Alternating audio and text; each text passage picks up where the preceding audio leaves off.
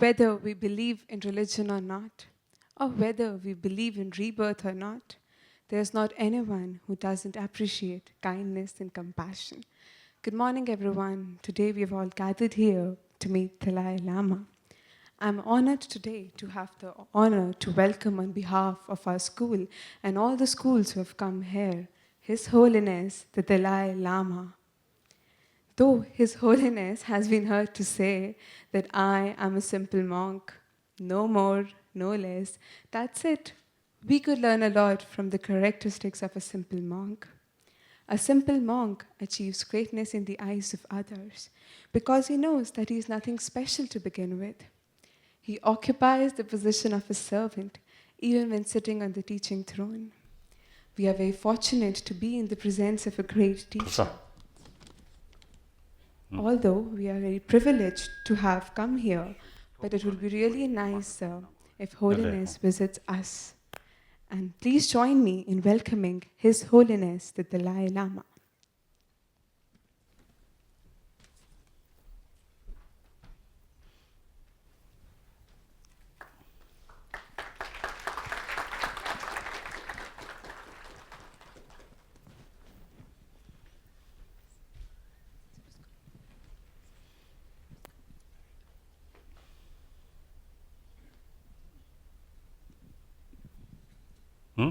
You have something to say?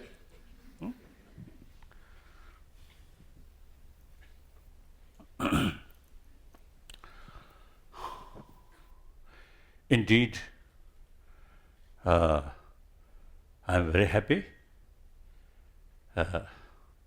having meeting with young people, young brothers, sisters.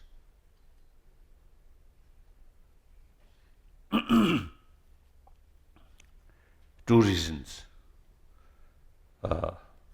Number one, now I'm now nearly 79-year-old.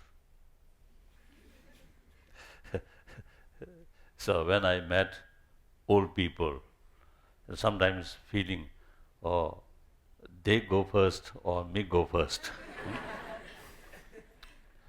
When I meet these young people, I also feel a little bit younger. Then, more serious thing is the world belongs to humanity. And also, I think since we human beings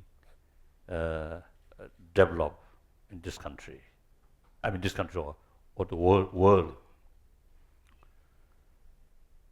because of human intelligence, I think a lot of sort of progress or constructive things also happen. But at the same time, I think human species of mammal is the, I think, most troublemaker. I think war actually mobilized violence and sometimes legalized violence. I think only that exists among humanity, not other animals. Sometimes it's like a monkey or some other sort of group, a social animal. Sometimes they little bit fight, but not such sort of serious sort of violence. So now, it is quite logical. We human beings must sort of pay more attention how develop or bring. Develop means the facility for happy life. So we should now think more that line rather than destruction including war. Clear? War is, I think, part of human history. Now today's world, now today, 21st century, I think sufficient war took place in 20th century, even now beginning of the 21st century. The innocent people, children, women, old people, mercilessly killing. And 20th century, past century,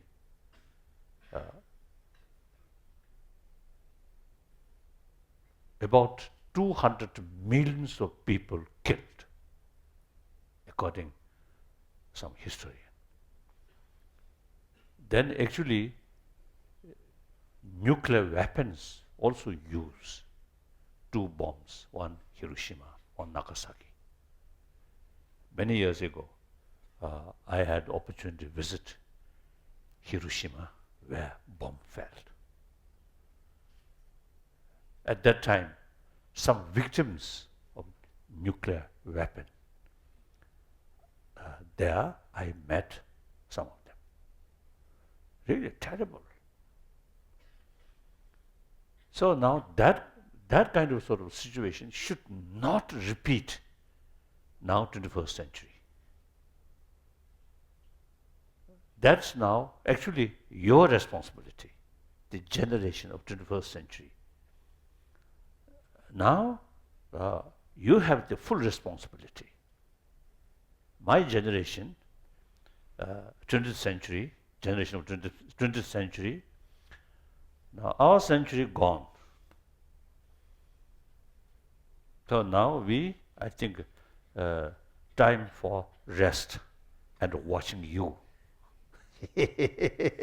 What kind of thinking or working these 21st century's young people? You simply spend some picnic there, some nightclub, like that, or you pay more serious about the future of humanity. It is our responsibility to just watch. Sometimes I was telling the young people, the later part of this 21st century, we will not see. Either we in heaven or hell. Even in hell, I jokingly telling people, I can get some permission, at least 1 week, 2 weeks, come to the world and watching you.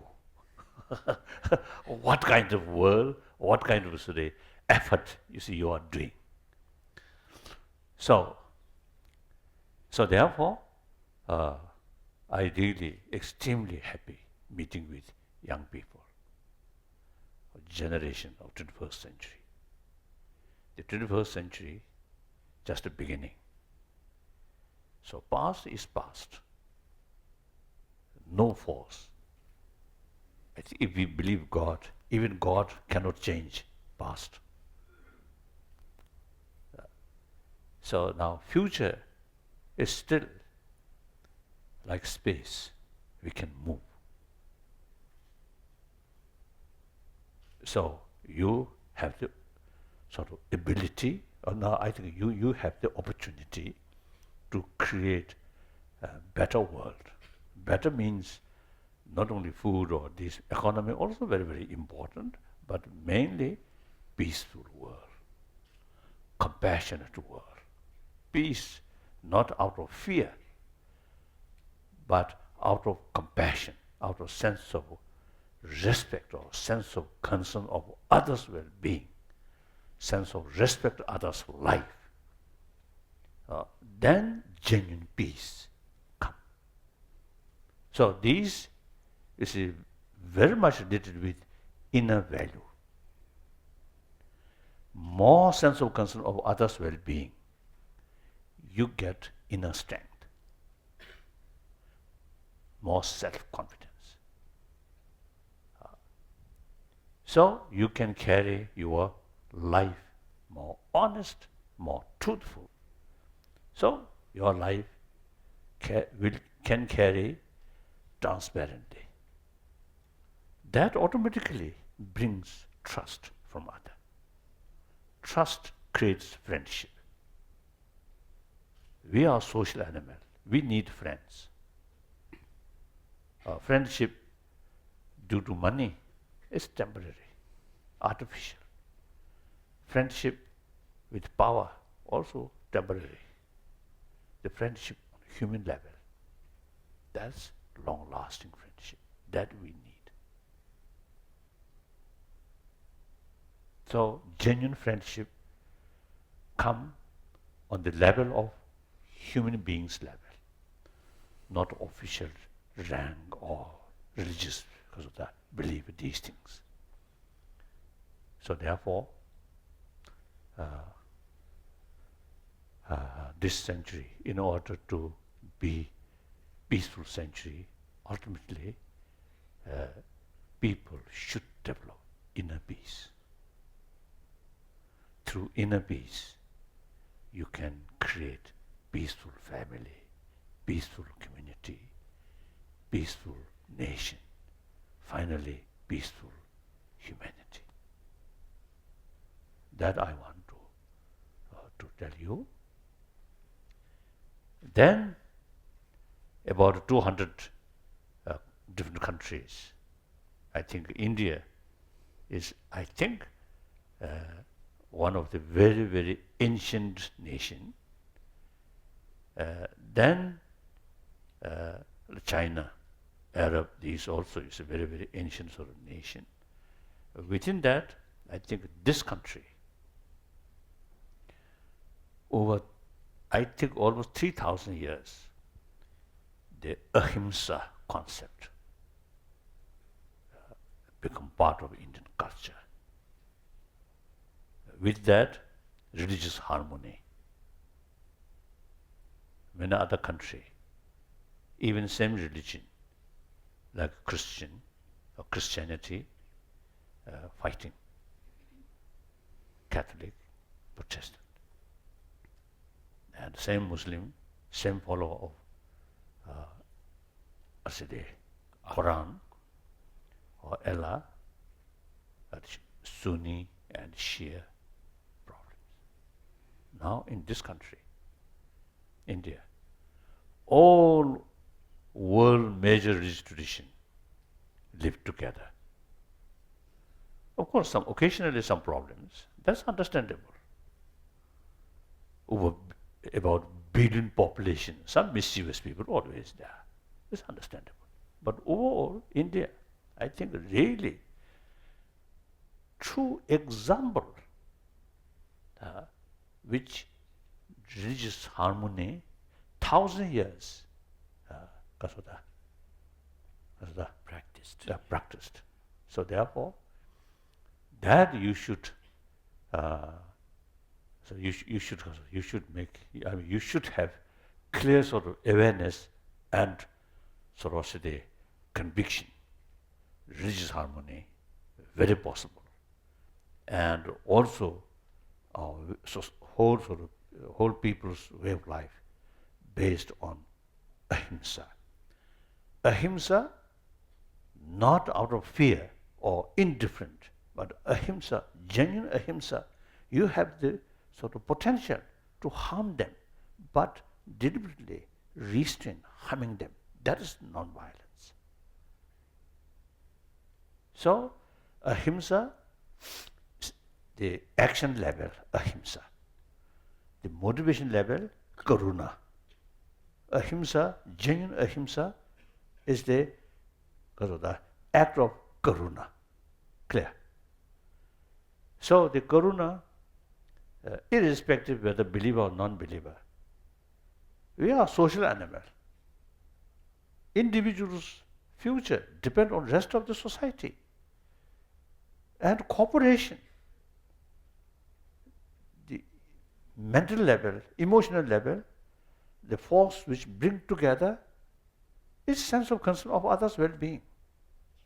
That brings together anger, jealousy, extreme sort of competitive sort of feeling, views, and anger, hatred, divide, or torsion.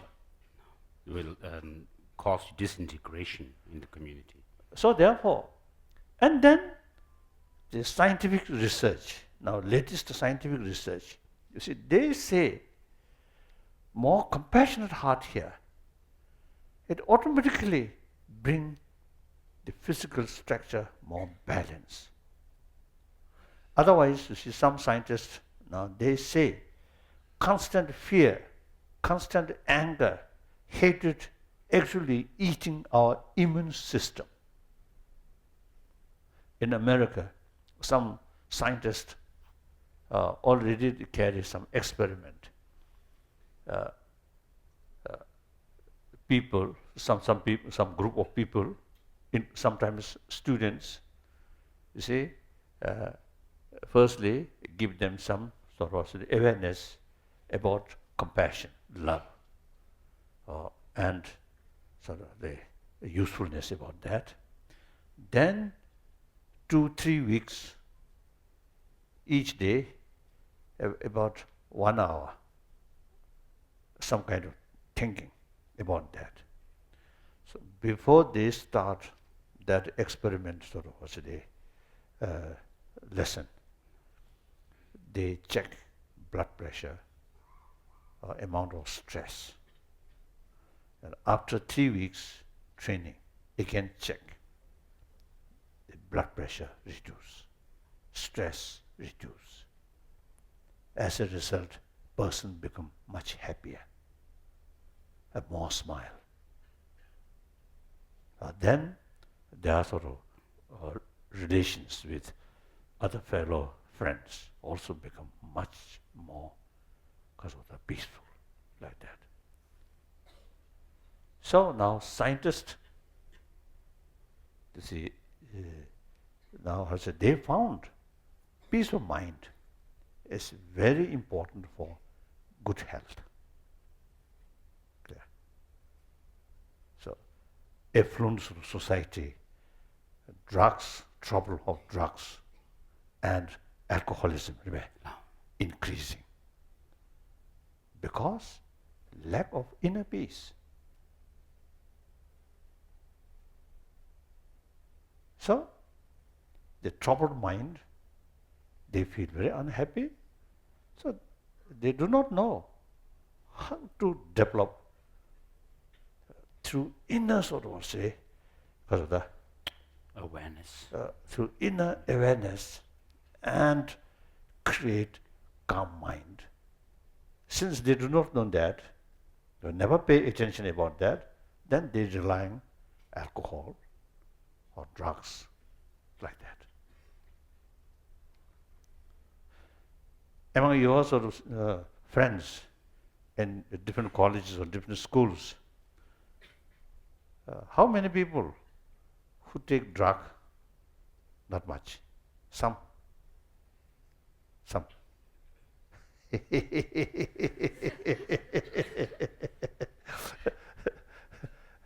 Among Tibetan students also, you see, now there are some cases take drug, right? Like that. So these are failure.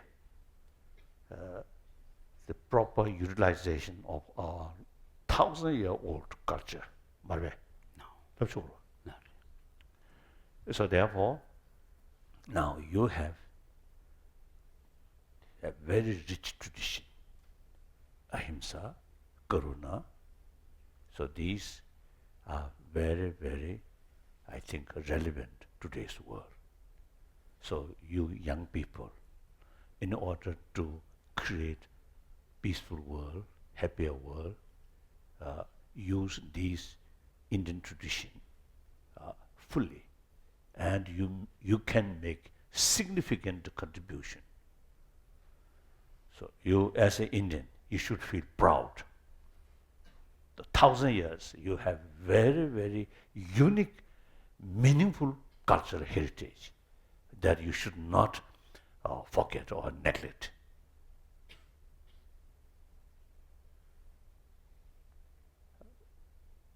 Some sort of nations, materially highly advanced.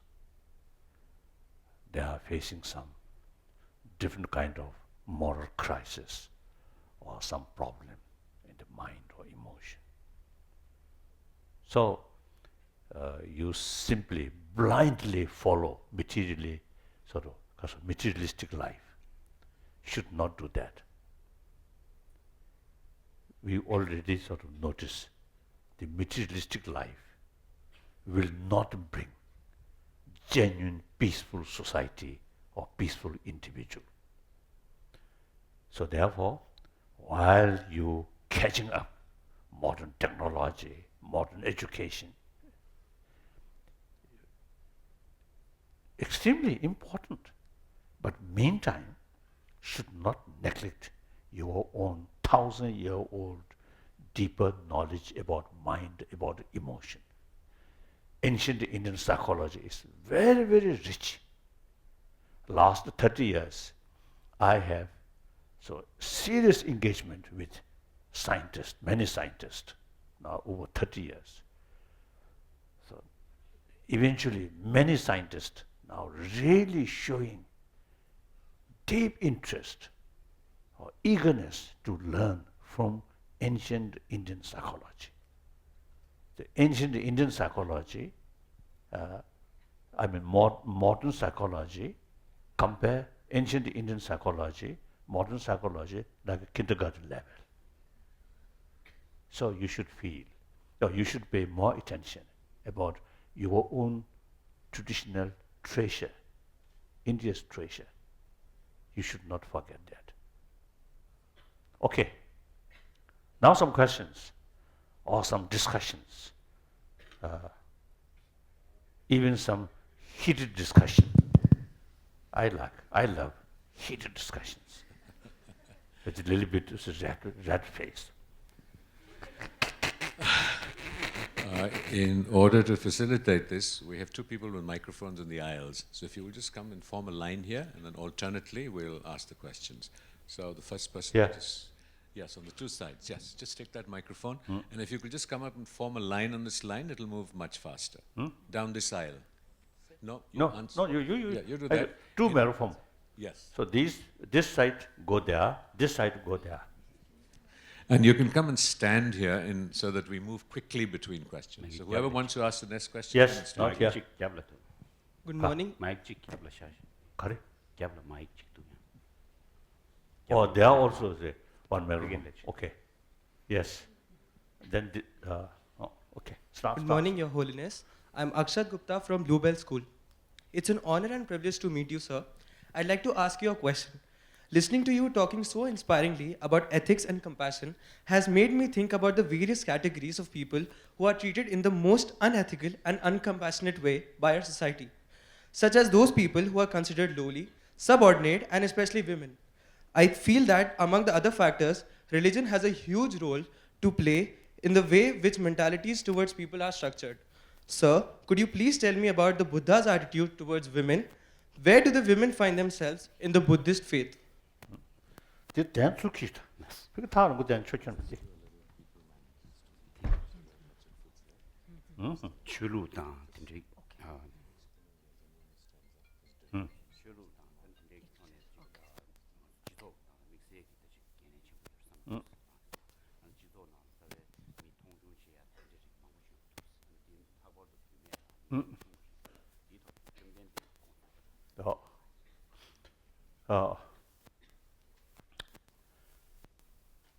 Of course, no question.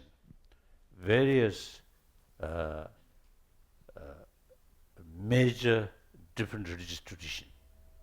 I always put at major because some primitive religions, that's something different. Just worship something, even worship sun or moon. These are not much philosophical background. So I always mentioning major religious tradition. That's those religion with certain philosophical explanation or certain sort of concept. So all major religious tradition have very, very important role regarding promotion of inner values.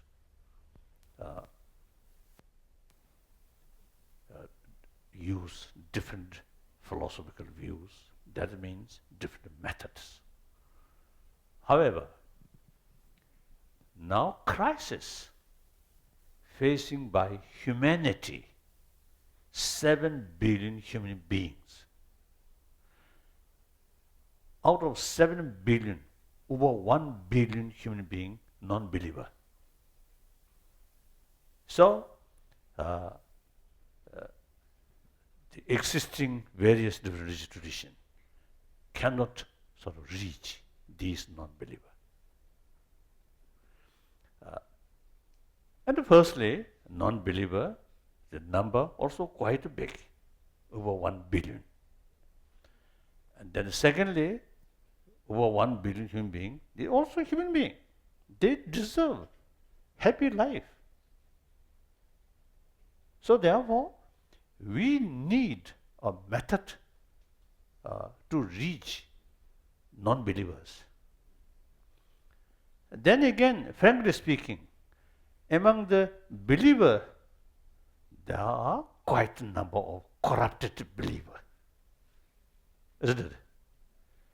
I think among Hindu gurus or Buddhist gurus and also Christianity, Islam, Judaism, I think everywhere some corrupted religious believer, and also I think some among even some the leaders also some corrupted there. So religion then use method to exploit mainly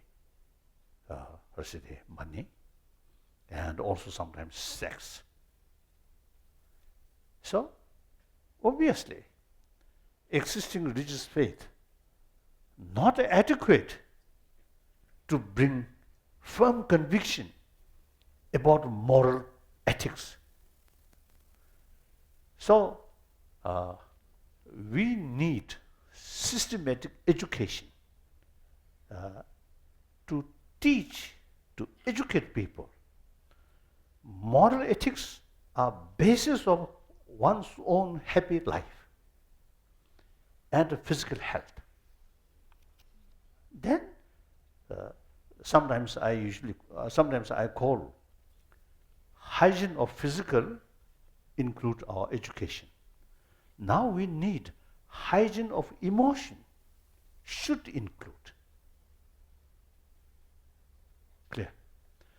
So therefore, now we need the way of approach about this moral ethics, not necessarily based on religious faith, but that again India's tradition, secular. India, multi-religious nation. So India's constitution based on secularism. So according to Indian understanding, secularism means respect all religions and also respect non-believer. That's very relevant to today's world.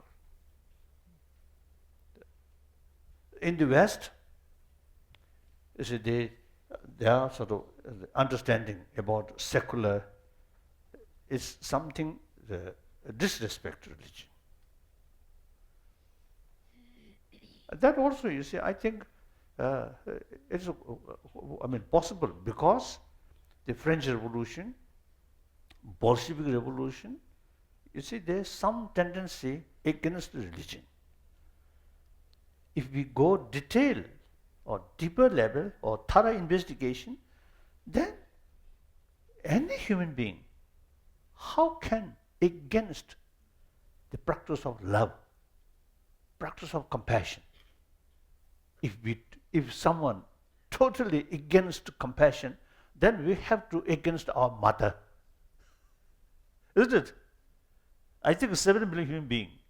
In the past also, I think through centuries, I think no person against mother's affection.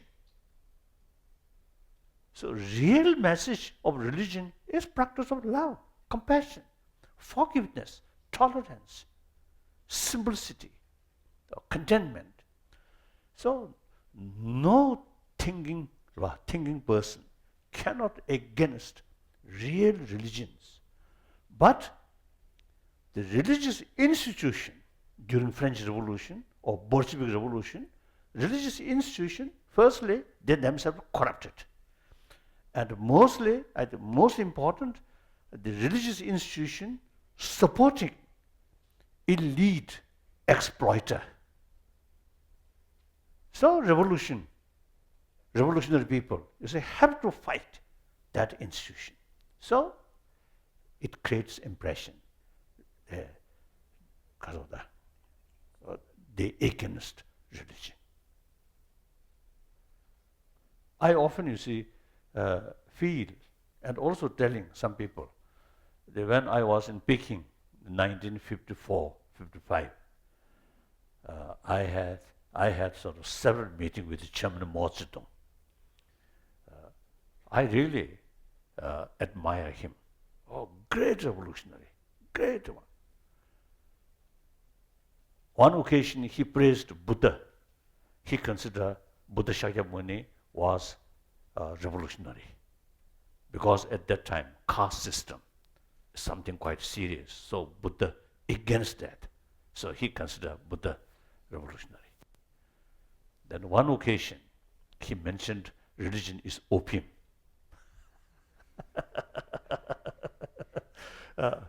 So then I feel he do not understand what is the real meaning of religion. If Chairman Mao Zedong knows real meaning of religion is practice of love, compassion, or sense of concern of others' well-being, then how can like Chairman Mao Zedong against that? The very motivation carry revolution is out of concern of poor people's well-being. This case is particularly working class people's well-being. Clear? So therefore, I think firstly, various different religious traditions have very sort of also a great potential to promote these inner value. At the same time, there are non-believers, many non-believers, so we have to find a method to reach these non-believers. And also among the believer also, you see, the clear sign, lack of firm conviction from within.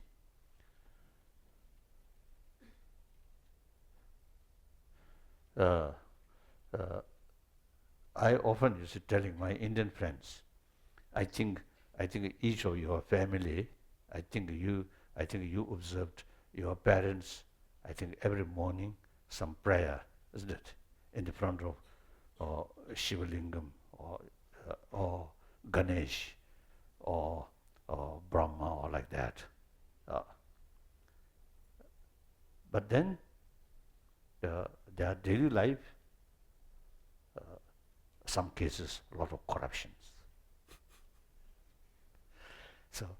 So almost it seems they pray to God, oh, please help me, my corrupt life should be successful. How can? If God I think God is full of compassion and also truthful. So I think God should not bless corrupted people. Instead of blessing, must punish. Punishment, isn't it? So this clearly shows religious faith also, you see, corrupted. Ultimately, due to lack of conviction about moral principle. So I fully committed.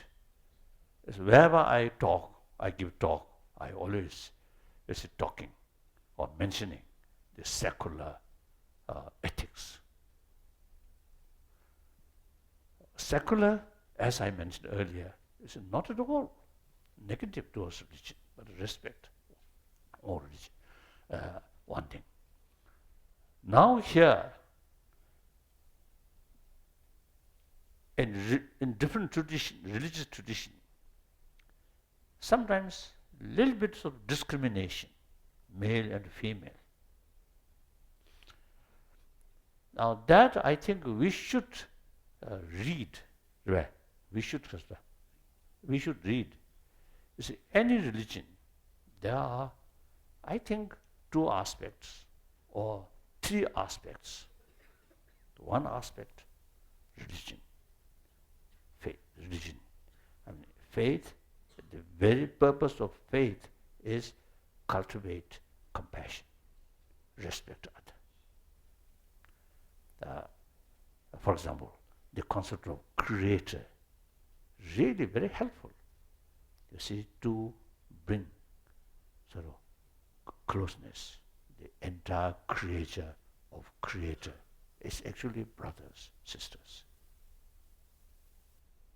So the method, and then single-pointed faith towards God, towards Creator. Creator, infinite love. So more closer feeling with Creator, so you have more willingness to follow. Then those Indian tradition, again now, Sangha philosophy, the Jain philosophy, and Buddhist philosophy, no concept of Creator, but rather self-creation. You see, their sort of basic sort of philosophical view is law of causality. So, after all, you see, we ourselves, you see, create our world, our life. Not only this life, but life after life. Go that way. So that also very powerful to bring conviction about moral principle. If you help other, you get benefit. If you harm other, you get negative consequences. So different method, but bring same goal, compassionate person. Clear. That is religious aspect. Now philosophical aspect, as I mentioned earlier, some say there's creator, some say no creator. I think in the eyes of the believer of creator, then we Buddhists are non-believer, and I think very sinful. I heard, you see, some American, they more orthodox was religious thinking. I heard someone express now since Dalai Lama quite often come to America, so now number of American now leading to hell.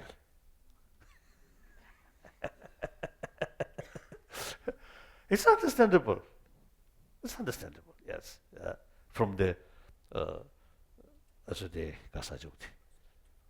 perspective from the non-theistic religion, then theistic religion is Tondo Logda. There are two kinds of two kinds of wrong views that we talk about. One is an exaggerated way of looking at things, and then the other is denying existence and the truth. A lot of discussions in ancient Indian Buddhist literature. A lot of discussions.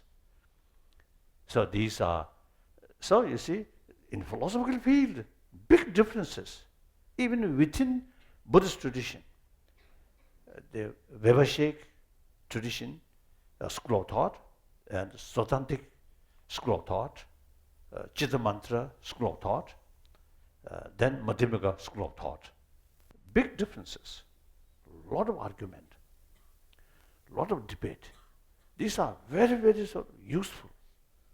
More sort of different argument, really immense help to open our mind and increase the ability of investigation just you blindly accept whatever you heard, believe, then no further develop your mind.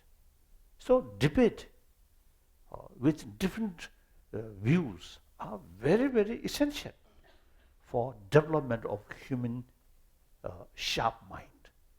Clear? So then third aspect is cultural aspect, I feel. So then in the society, I usually say telling people, I think a few 100,000 years ago, when we human beings, you see, began to develop, there's no concept of leadership. Everybody equal. Perhaps I think mother may become the superior, and to look after their children or like that. Then gradually population increased and the farming system also start. Then the emotion or concept of mind increase. So then some mischievous people or some criminal or mischievous sort of activities happen. Then the concept of leadership come. At that time, no rule of education. So in order to become leadership, only physical sort of strength. So male dominance then come. So then those ancient religious tradition, at the religious tradition you see start the existing cultural heritage in the society, male dominance there. So some impact in religious tradition, cultural aspect. I felt, it seems to me like you see Islam in Kazakhstan, mainly in Arab area, start from Mecca, this area. So the society more nomad sort of type. So perhaps I think more sort of the crimes or these things. So the Quran also you see mentioned Sharia sort of law. Because of the existing sort of society, a lot of sort of crimes, these things. So particularly emphasis on that. Then also in this India, this country, I think during Buddha and Mahavira come, there are the practice of also animal sacrifice. Immense sort of number sacrifice, cows and other sort of. So because of that kind of sort of society, that kind of thing, so Buddha and the Mahavira particularly emphasis don't kill animal. And vegetarianism, I think particularly you see there because of the emphasis, because of the circumstances. So now Buddhism, basically Buddha give equal right, men and women. So bhikshu vow, bhikshuni vow, equal. However, when monks and nuns together, then monk should first, then nun next. I think at that time, the society, if Buddha put equal, one bhikshu, one bhikshuni, one bhikshu, bhikshuni like that, I think society may not feel acceptable or may not feel some strange, maybe. So meantime, at Bodhisattvayana, especially sort of emphasis, equal. And then also Tantrayana, some special emphasis, male should not look down female. Particularly to mention that. So basically equal, very clear. But some aspect of practice, because the society is because of the culture or habit, some sort of influence. So now you understand now.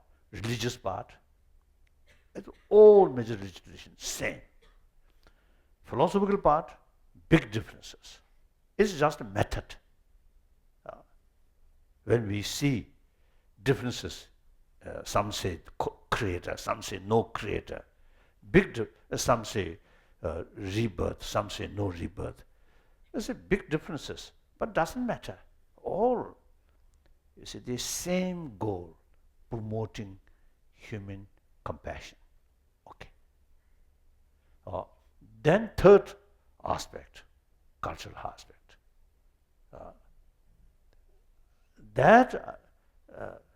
Now actually the coming September, we are going to have national level, all major religious leaders or representatives together in Delhi, some discussions. So I'm going to sort of appeal or suggestion the cultural aspect, the society sort of because of the culture or habit changing. Now, for example, a feudal system, no longer. Maybe some remote area, I think, still practice feudal, isn't it?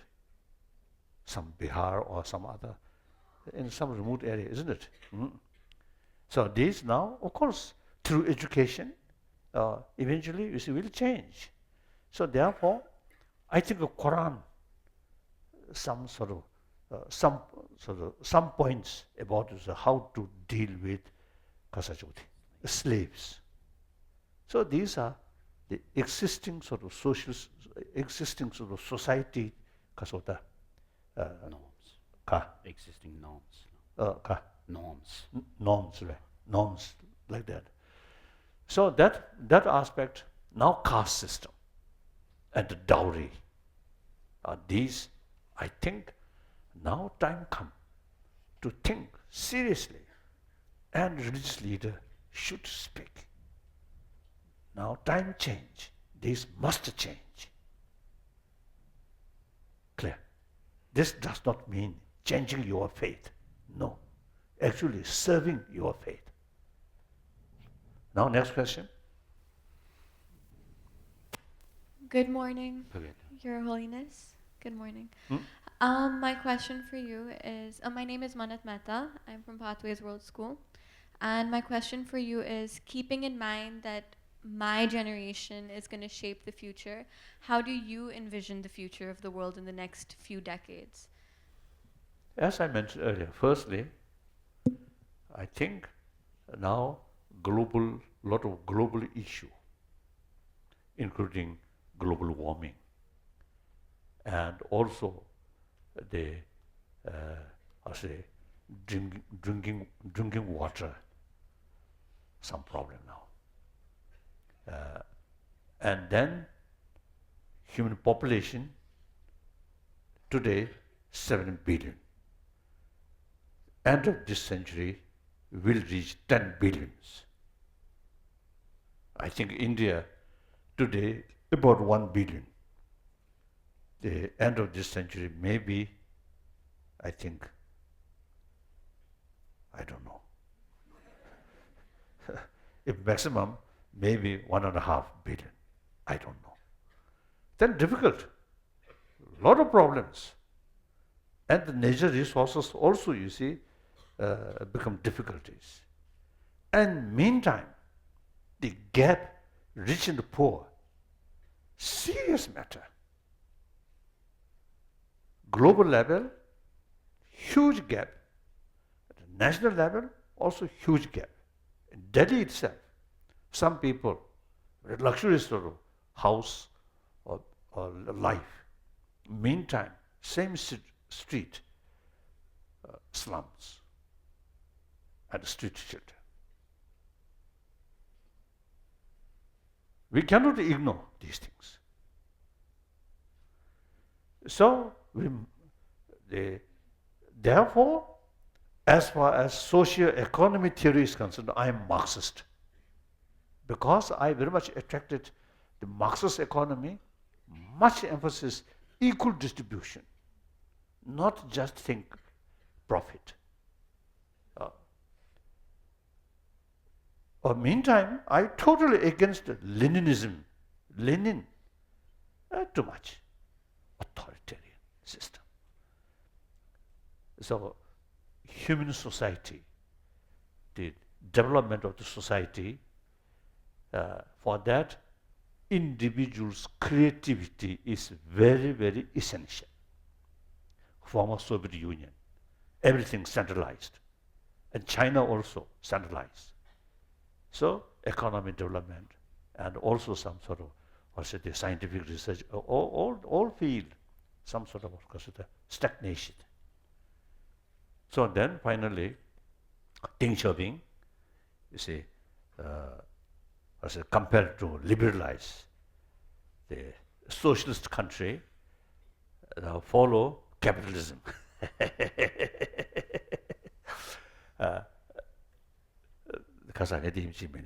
So therefore, now the way reduce this gap does not mean richer people should be poor. No. The poorer section of people's living standard must sort of raise. So natural resources also is questionable. So therefore, in the terms of global level, it's very, very important. We need sense of oneness of humanity. Their problem is our problem. Our success is their success. So everything, you see, interrelated, interdependency. So we need, now like Indian, should think, firstly, of course, your own nation, but meantime, think about global level. That's very, very important. I think great thinker of India, ancient India, like Buddha, always say, entire sentient being. So therefore, the vision for global level is very important. Then, one sort of particular vision, the young people, gradually, this century should be century of dialogue. Past century, century of violence. Now, this century now should be century of dialogue. That means problem, different interest, disagreement, always there. So the method to solve that through dialogue, through talk, not use weapon. So once we cultivate younger generation, new generation mind, whenever we see some potential of conflict, then dialogue, how to solve this through dialogue, never thinking how to use weapon. That we must sort of cultivate in our mind. Clear? So therefore, they no longer useful weapon or military forces. One time I heard one German professor mentioned, now according to the new reality, no need defense ministry or foreign ministry, must deal with other nation as a domestic. So foreign ministry means something different. Foreigner, we. And the hypocrisy and the cheating. Sometimes you see the diplomats or leaders mad. big smile, but in deep inside, full of suspicion. So this kind of thing, I think eventually she should remove. Men, women, same, talk. So therefore, I think one of our vision should be demilitarized world. If possible. Meantime, some mischievous people always possible. Therefore, some mobile survey, mobile force, small number, well equipped, some trouble area, some troublemaker, start some problem, go there. And that also, I think, the Franco-German unified force, I heard is such unified force. That's the best guarantee. No longer any conflict between these two nations, because unified force. So eventually, I think the whole European Union, I think a unified force. Then also America, South America, North America, Canada, unified force. Then eventually India, Pakistan, Bangladesh, Sri Lanka, unified. Then eventually unified force with China. Then no longer any danger. It's possible. And Chinese people do not want suffering, don't want war. People level, no. Indian people do not want war. And Pakistanis also do not want to kill. So I think step by step, you see, we can firstly, I think, a unified force, then eventually demilitarize. Then I think, and then in the West, and some time back, I also mentioned or expressed in Japan. At that time, Japanese economy, you see, each year, every year, you see, increasing. So at that time, I told, there is no guarantee your economic development go this way. One day you will reach some stage. Therefore, it is better to prepare mentally this limitation. So after a few years, exactly it happened. So I heard some Japanese companies, sort of leader, even suicide, mentally not prepared. So I think in America, I often is telling their lifestyle, and particularly those millionaires' lifestyle, must change. I think India also, you see, sometimes you see those richer family, I think the 3 rings, 3 fingers, or sometimes one finger, 2 rings. What use? And a lot of sort of kasata, ornaments, necklaces, ornaments, jewelries. Just yesterday I saw kasa, a newspaper in front of the page. Kasa mentioned advertisement. Kasa chiktu. Now Delhi, Kharsa, Sikh Kharsa. Have you seen? I think one newspaper you see mentioned Delhi will have one luxury sort of luxury market, jewelries, new kasa, shop. Mall. Have you seen?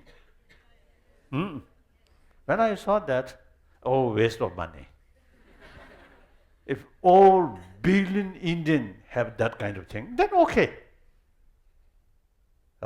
While millions of Indian people remain poor, and in some cases poverty, then these are, I think, morally not fair. Isn't it? And then you see, I often telling or expressing in the West, you say, billionaires also, you see, same size of stomach. And also limited fingers. If 100 fingers, then yes, those billionaire 100 fingers, so 100 rings, okay. But only 10 finger, isn't it? And the stomach size also same. So better simplicity, adequate food, and not too much drink. And then even health also better. In America and Europe, I think the problem of overweight, some young girls, young boys, like that. I think they are very much worried concerned that. Who create that? Themselves. Too much drink, too much eat. One time in Harvard University, I give some sort of lecture, few days. So at that time, you see, the car arranged by the organizer. Nowadays, the government arranged. So one driver, one gentleman, huge body. You see, he always tired because of overweight. Then drive some distance, I notice he always eating something. So his overweight problem is his own creation. There too much drink, liver problem. Too much smoke, lung problem. Isn't it? So, they use common sense. I think lifestyle, more simplicity and adequate nourishment, right? No. And that's much better. So these things much depend on education and thinking. You young people should not feel, or someone, some jewelry, and you should not feel, oh, I also want that kind of jewelry. Don't think that way. And that also is, I usually say, teasing young women or young sort of girls. The inner beauty is more important than external beauty. Here you see no one. You see some cosmetic, rare. No. So you see, sometimes some women, you see a lot of sort of makeup rare. Their eyes also is some different color. It looks terrible, not necessarily beautiful, but you should spend a lot of things. But the real beauty is here. See, inner beauty there, then marriage will remain long-lasting marriage. Without inner beauty, just external beauty, at a few days love or fun, then after a few days quarrel start. Isn't it? So that's usually I telling you, people like that. So actually the vision, this century should be century of dialogue. Then eventually world should be demilitarized. That also step by step. Next question. Good morning, Your Holiness. I am Priyal Bapna from Bluebell School International. You have and you're continuing to inspire a lot of people, especially the young, the youth. But what is that has kept you so determined, that has influenced you to be so determined? Also, Your Holiness, everybody has a low point in their life. Have you ever felt lonely or being defied by God or anybody, the people around you? If yes, Your Holiness, then how have you decided to face such a circumstance? Persa, lonely.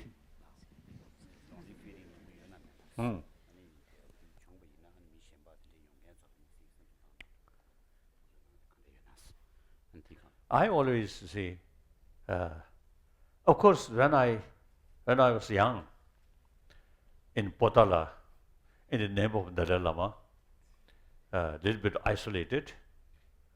So particularly, I still remember, particularly during winter in Potala, Potala, there is not much of a place to run or to play, and particularly with water. Potala, no opportunity, no possible that. So during winter time, according to our tradition, you see, Dalai Lama remain in Potala. Then, about few weeks sort of retreat with my tutor. So then sometimes, and particularly the afternoon session or retreat, the sun go there, and the shadow, you see, because of increasing. My tutor there, one senior tutor, actually regent, usually is no smile. And then I also, you see, have to remain like that. Then I really boring. One sort of short moment is some sort of excitement is the water ball No. thing, Offering no, offering balls water. on That room, very ancient room, some mice there. So you see some mice used to come and sipping water. Hey, their face really very, very sort of alert, very beautiful. So that's one short moment to feel happy. Otherwise, it's really boring. And then, you see, occasionally, because of hurt, some local boys and girls, daytime, they, with their animal, go pasture, pasture, and afternoon, then returning. So, when they're returning, they singing, because of folk songs, folk songs, sing. Then sometimes I felt, oh, I much happier, one of them, much happier. Then Dalai Lama in the room, cold, dark room with serious tutor.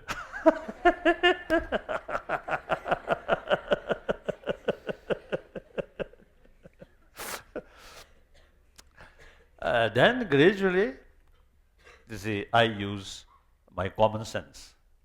You see, with this sort of name, I can serve more people.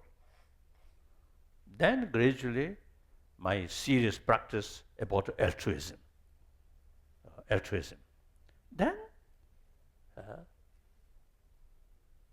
mentally, I always feel I'm one of the 7 billion human beings. Whenever I meet people, just human beings, our brothers, sisters, no differences, emotionally, mentally, physically, so no differences, no distance. So I never felt loneliness. No problem. If I have too much stress, I'm Dalai Lama. I'm a special person. Then loneliness comes. You yourself make distance from other. You are something special. Then talk. You must be very, very careful.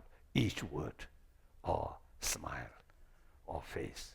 I don't care. When I met people, I just, you see, I'm talking another human being. It's the same emotion, same problem in emotion. Then, you see, no barrier. So there is no basis of loneliness feeling. Clear? I think loneliness is actually because of mental creation. No. Mental projection. Mental creations. Mental creation. Like that. So if you too much self-centered attitude, then loneliness comes. Open. You just one of the human being. Then no basis of loneliness. Clear? Next question. My greetings to Your Holiness. I'm Varun. Sir, our generation is very much distracted and by and engaged into latest technology gadgets. And one of your speeches, you figured out that technology is no guarantee to a better world. So please, can you explain it to us? Karsa, technology. technology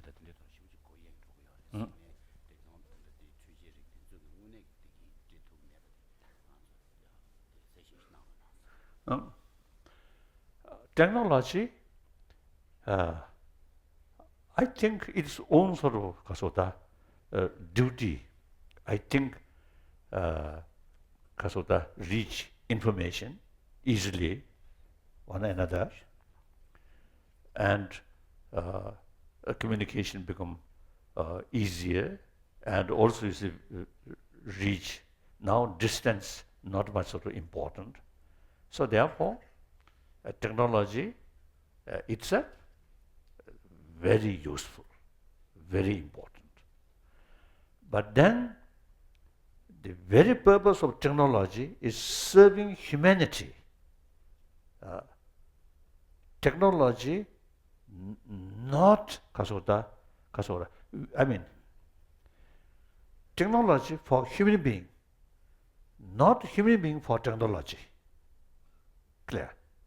So we are controller or user of the technology. So technology should consider as our sort of servant, not our master. If we become slave of technology and also slave of money, some my friend, I usually teasing them, you are a slave of money. There's no sort of sufficient rest. Always go here and there for business. Actually, a slave. Too much worry. It's totally wrong. So, technology, if you sort of watch television, or I think 2 to 3 years ago, I met some sort of I met one in Indian, I think family. So I think 2 or 3 sons and some daughters also. So then one asked me, "Do you often see television?" And I told, "No. In the past, I used to visit or go to cinema. I love. And then later, yes, I see. I watch television, mainly documentary film, like that. Then last few years, no, just radio, BBC radio. I listen. What is going on the world? Never opened my television. So then one son asked me, "And did you understand?" the son asked how does his holiness spend his time.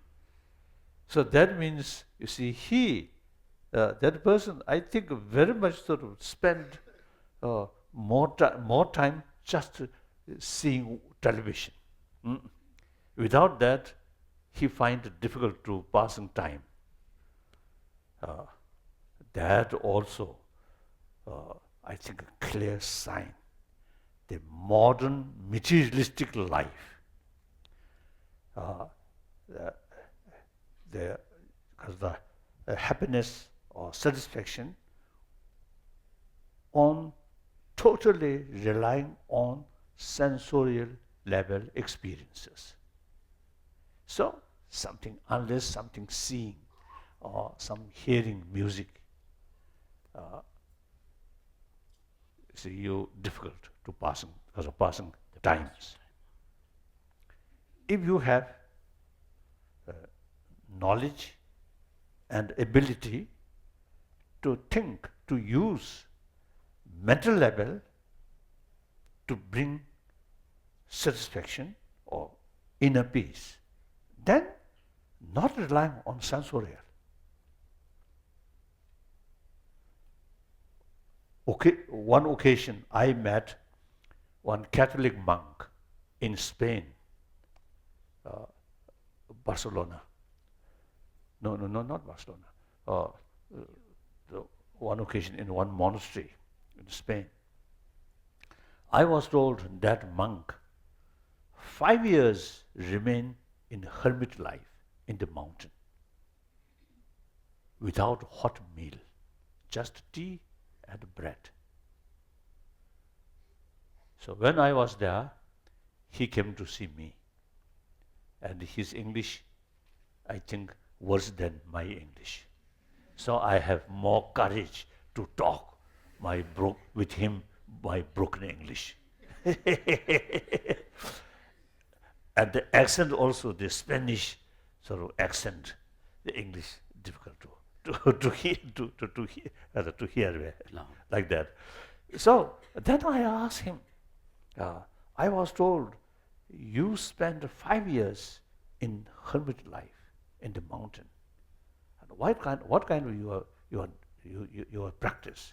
And his answer, meditate on love. When he answered that, in his eyes, some special significance, full of joy, peace. So that's the way to bring inner peace, not relying on sensorial experiences.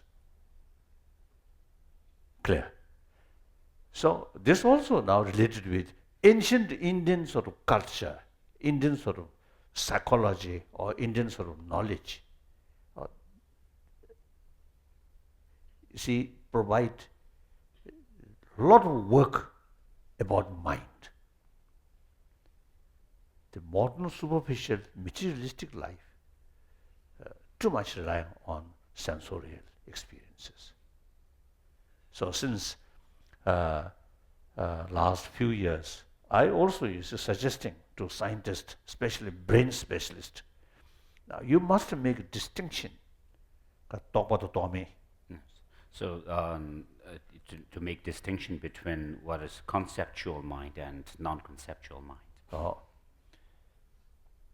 another word, the movement, sensorial consciousness, and movement, mental consciousness.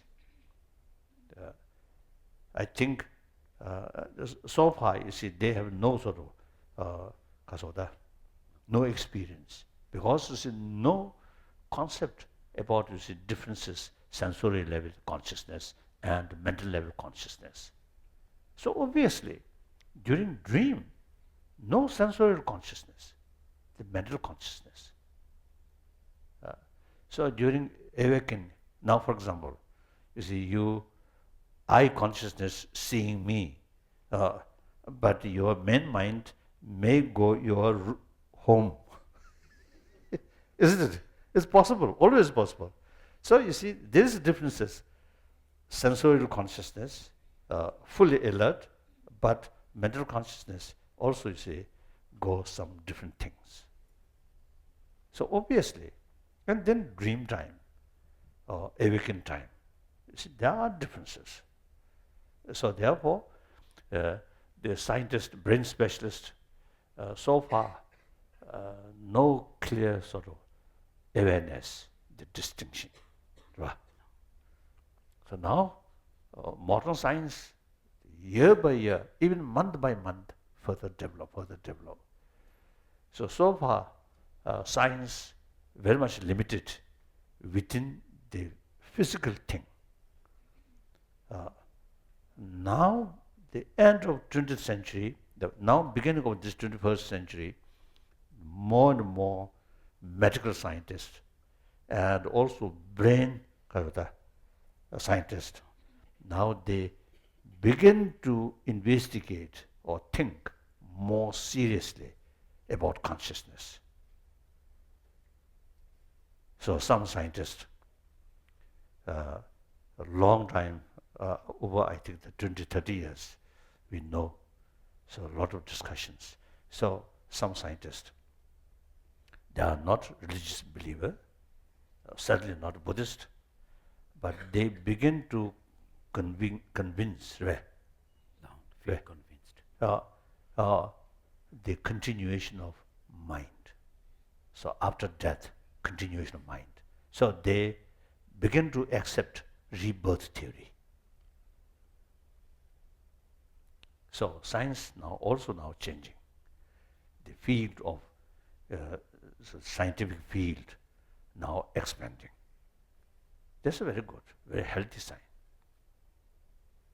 Some radical scientists, radical or classical scientists, they only brain, no consciousness, no mind. So mind is just because of the movement of brain. Clear? So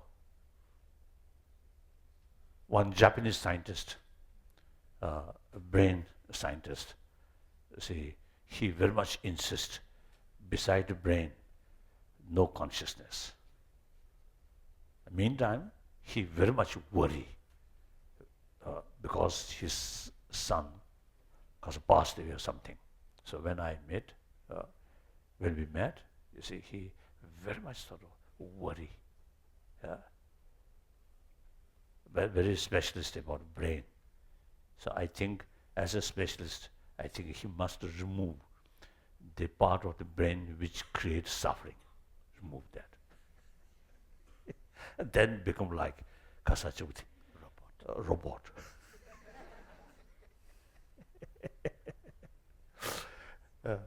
So sometimes I teasing, you see, scientists who explaining about mind or consciousness on the basis of sort of the test, a different part of brain, and including animal, mice.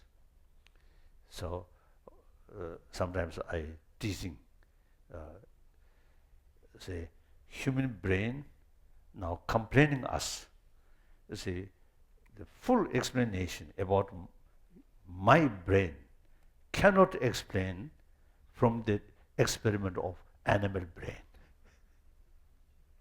Sensory level, same. Animal and we.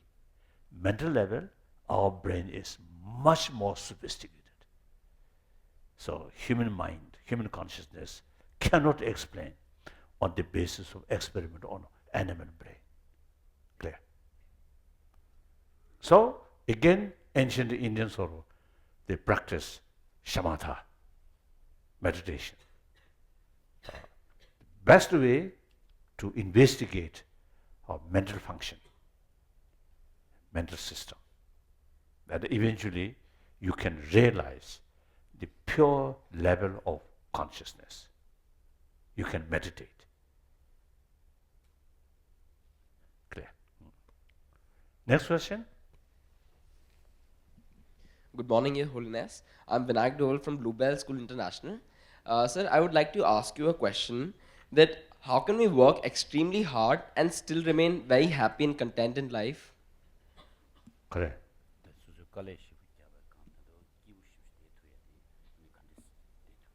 I think mainly the purpose and motivation.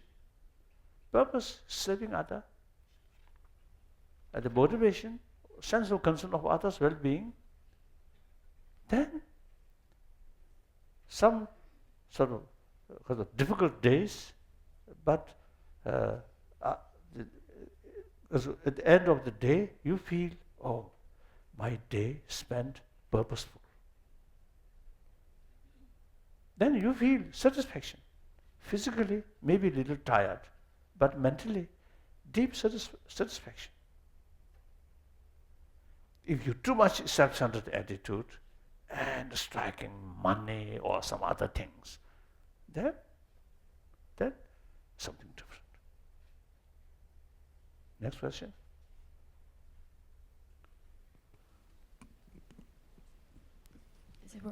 Good morning. Good morning, Your Holiness. I had read that in Buddhist philosophy, detachment is the cause of suffering, and to not suffer is to be detached. But isn't compassion the opposite? Isn't compassion also attachment? That's a good question. Compassion on the level of biological factor, very much mixed with attachment. That's biased only towards your friend or only towards those people who nice to you. So that kind of compassion cannot extend your enemy because their attitude is negative. Clear? Now take the biological factor compassion as a seed, then use our intelligence. Now that kind of limited biased attachment or love, animal also have. Animal mother very much sort of love their youngster, their children, even birds. So now we human being, this human intelligence, as I mentioned earlier, reasoning, analyze, self-centered, extreme selfish is actually create more anxiety, more stress. Think about others' well-being, then you get more inner strength, more self-confidence, as I mentioned earlier. Then it's a limited biased compassion, then reach unbiased compassion.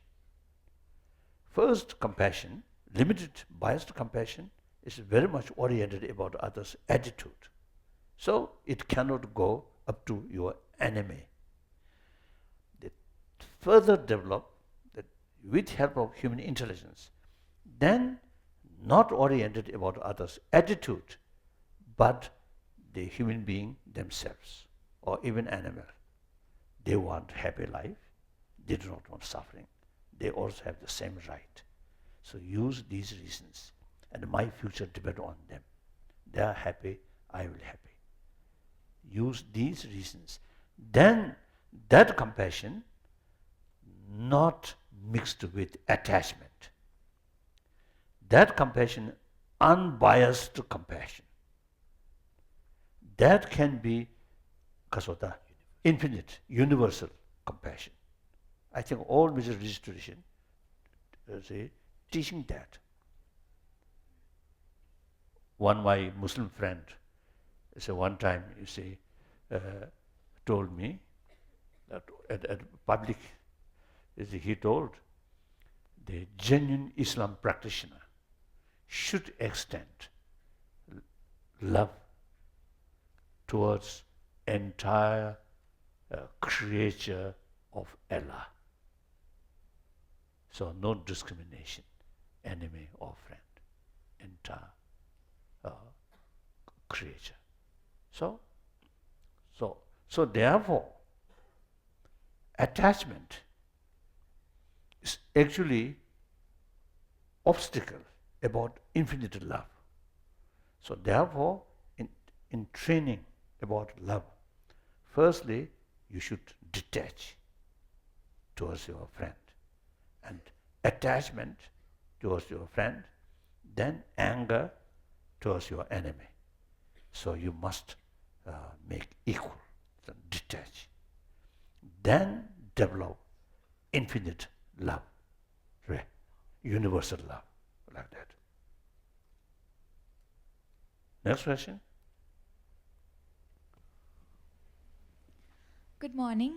I'm Malika Dhawan from Springdale School, Dholakwa. Your Holiness, you spoke about war and unpleasantness.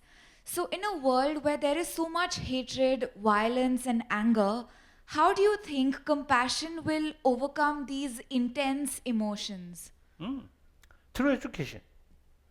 Through education. I believe we can change. Therefore, education, the existing education is inadequate, not adequate. Only the materialistic oriented. And that also, you see, we can't blame. About 1,000 years ago, in the European continent, the separate education institution started. I remember Bologna University. A few years ago, I invited by them. the 1,000-year anniversary. So I remember.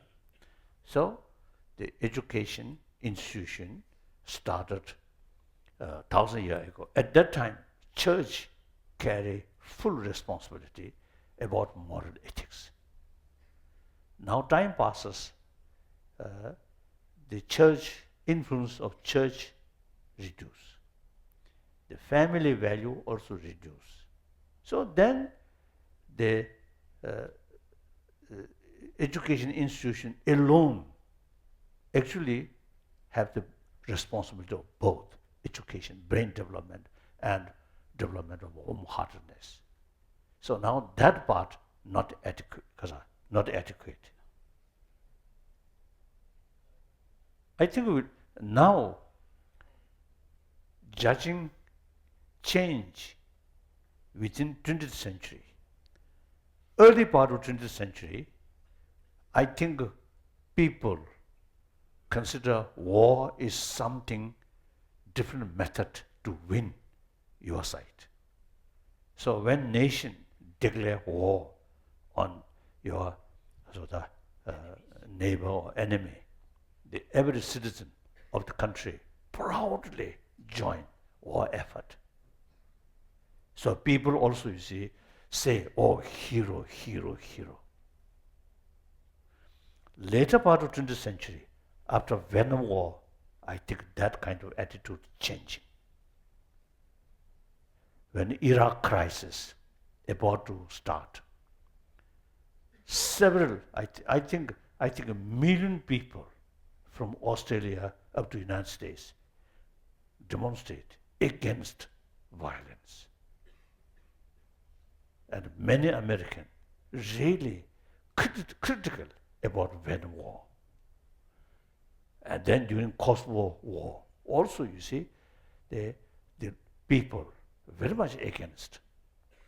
So these are, I think, very sound sort of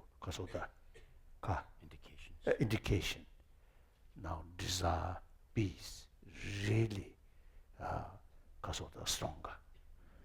And then also is my friend, one scientist, German professor, and also I consider him as my tutor about quantum physics.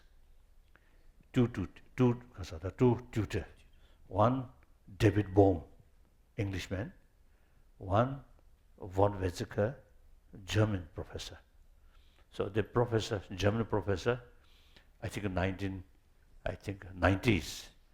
So one occasion he told me, when he was young, then every German eye, French is their enemy. Similarly, in eyes of French, German is their enemy. Now that kind of attitude completely changed. So things are changing. Now European Union,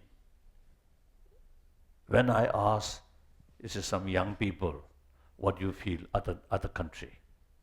They say, oh, our neighbor.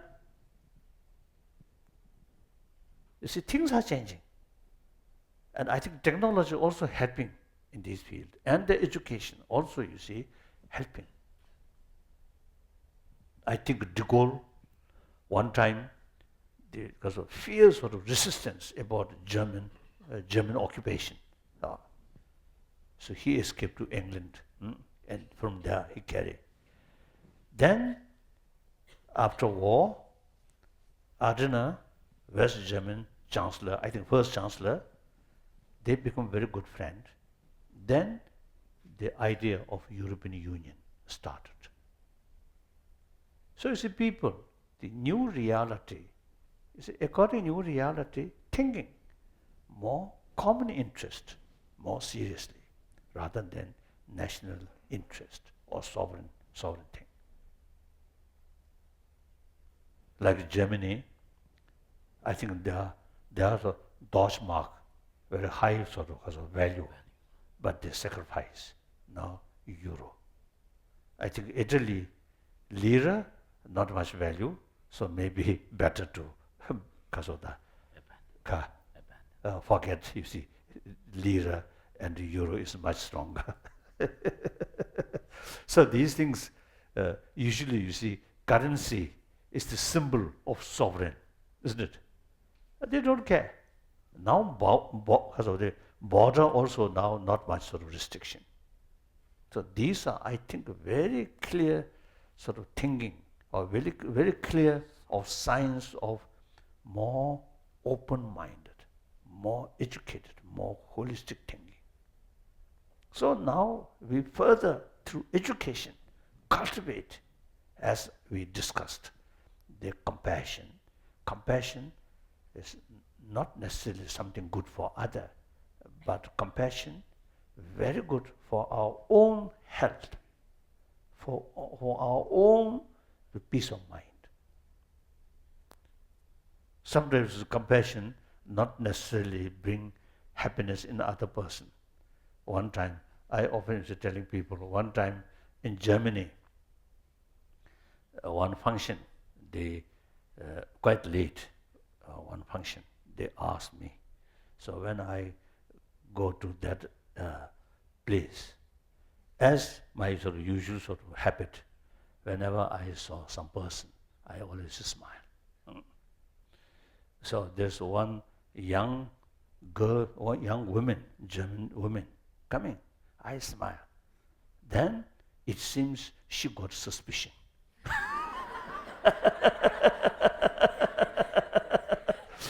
So her sort of face, something different, something changed, and then go like that. And I also turned then. So my expression of compassion or love brings fear or suspicion on that person's mind. Clear? So, practice of love, not necessarily helping other, but immediately benefit your own inner world, peace, confidence.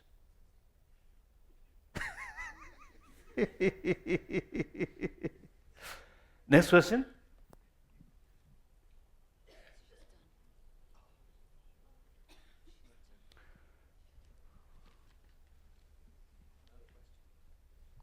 Your Highness, good morning. I'm Devansh from GD Goenka Public School. You emphasized on inner peace. Please can you guide us on how to achieve it?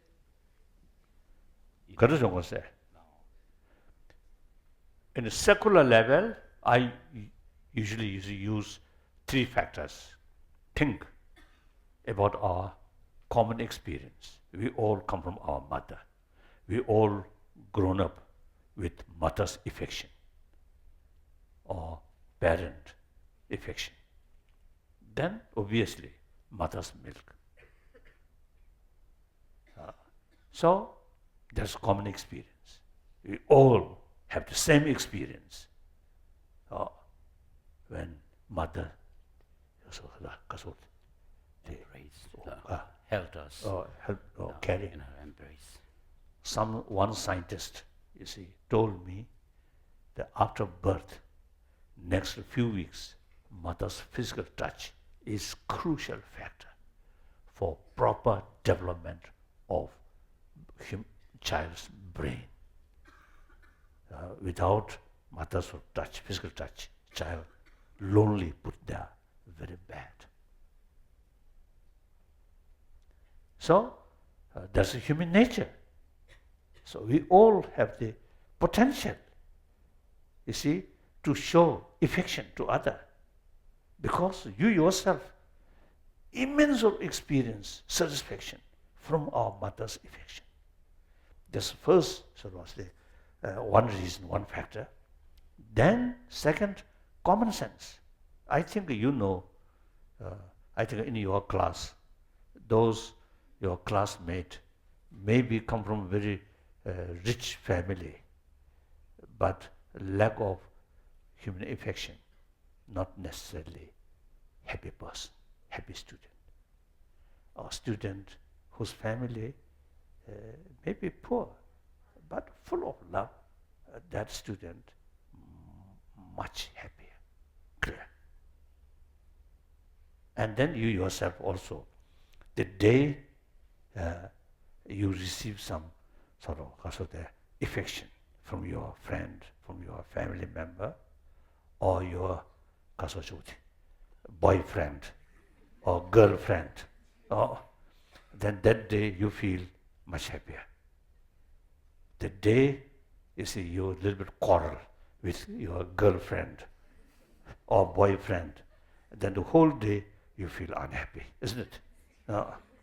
So that's the biologically, that's the reality. So therefore, use common sense, and those your neighbor who have full of affection in that family, much happier than those family billionaire or millionaire, but lack of friendship, lack of affection in their family member, not necessarily happy. So that's common sense. Use common sense. Then third, most important is scientific finding, as I mentioned earlier. Constant anger, fear, very bad for our health. Love, affection, very good for our health, very good for our health. So these three, the secular way, not touching any faith, not talking about God or Buddha or next life, simply because of the relating our experiences. Then, on that basis, then use different religious, concept, creator or law of causality, that brings more conviction, more reasons.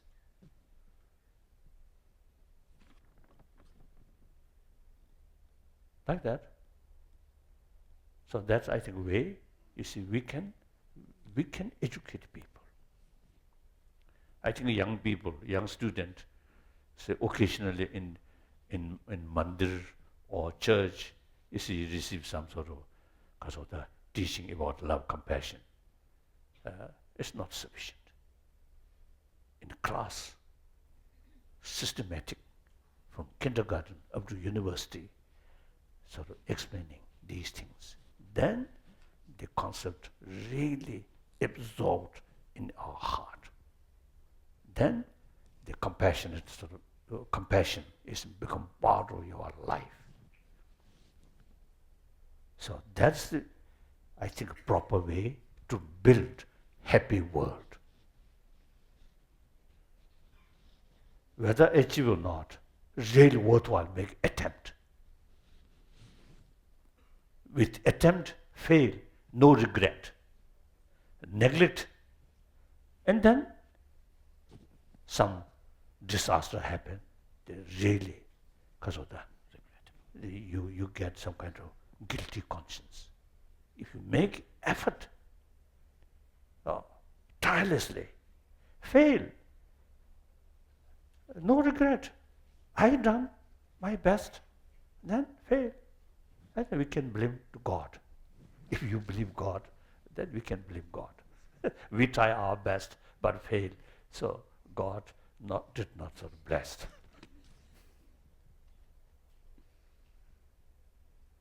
One time in Hiroshima, the Nobel Peace Laureate, some summit meeting for peace, world peace. Then the other speakers, you see, express with God's bless, you see, world peace, because we will prevail or something. Then my turn. If God's sort of blessing bring peace, then world always must be peaceful. So peace come not through prayer or blessing, but peace through action.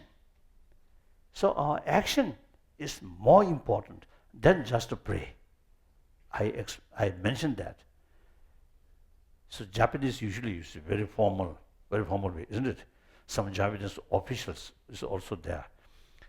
So they also, I think, fully agree about my sort of the expression, peace must come through action, not through prayer. They also done that. So, action is very, very important. And then logically, who creates violence? Who creates suffering? Not by God, but by human being. So person or the factor who creates violence, they should create peace, not God. Another sort of short story. Some years ago at Patna, the chief minister, wonderful chief minister, you see, he built on Buddha's, or say, Vihara. So he invited me to participate open ceremony. Then in his speech he mentioned, with Buddha's blessing, you see, his state, Bihar, quickly prosper. Then my turn. Of course, I know Chief Minister, so I quite frankly mentioned, if your state prosper, come through Buddha's blessing, then your state much earlier prosper, because Buddha's blessing lasts 2,500 years, always there. So Buddha's blessing entirely depends on able chief minister's hand. I mentioned that. So we should be practical, realistic. The hypocritical way, not help. Isn't it? Like that. So of course, I am Buddhist monk.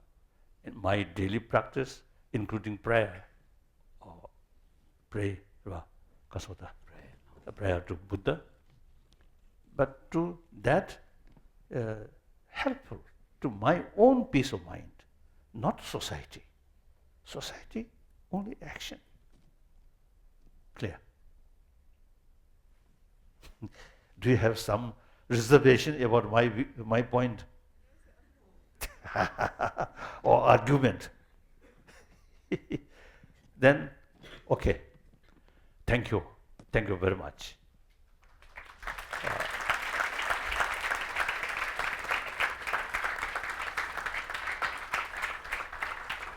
I often, telling, when spiritual leaders of this country gathered, I always telling, I'm a messenger of ancient Indian thought.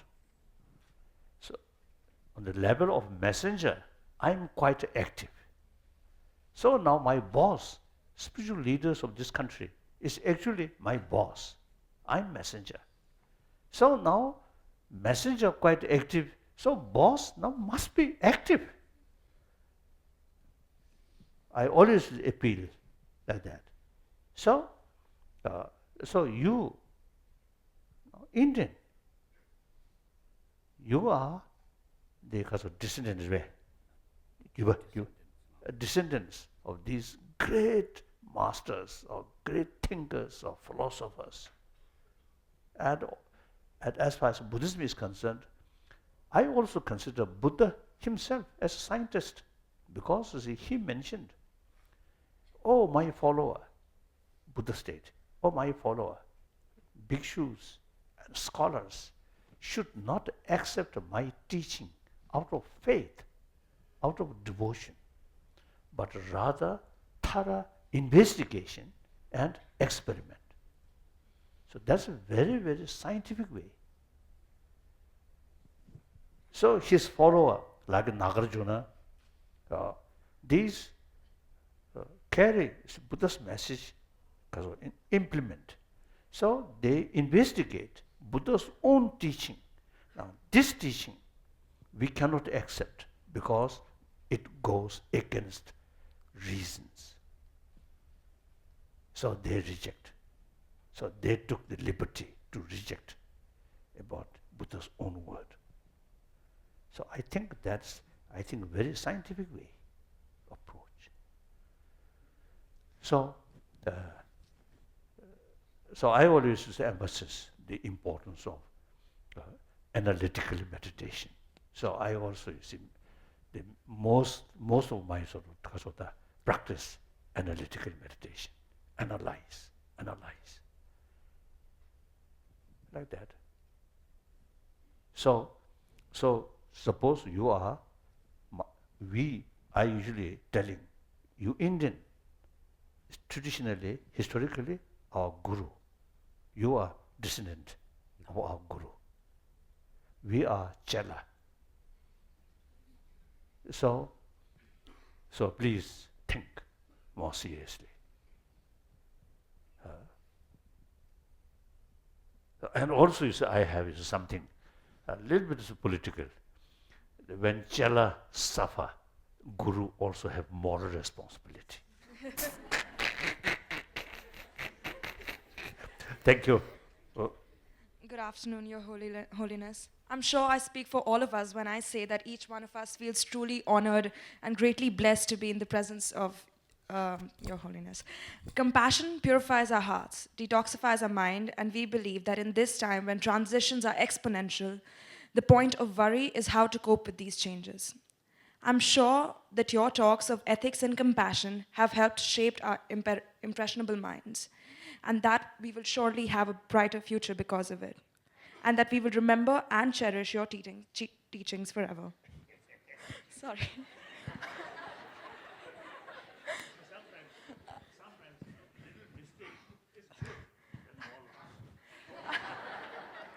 I'm really nervous. This has been an unforgettable experience for all of us, and it would be a privilege to have you amongst us again. I would like to express my heartfelt gratitude that you took out time for us from your hectic schedule, and as a token of appreciation, we would all like to present you the kata. Thank you.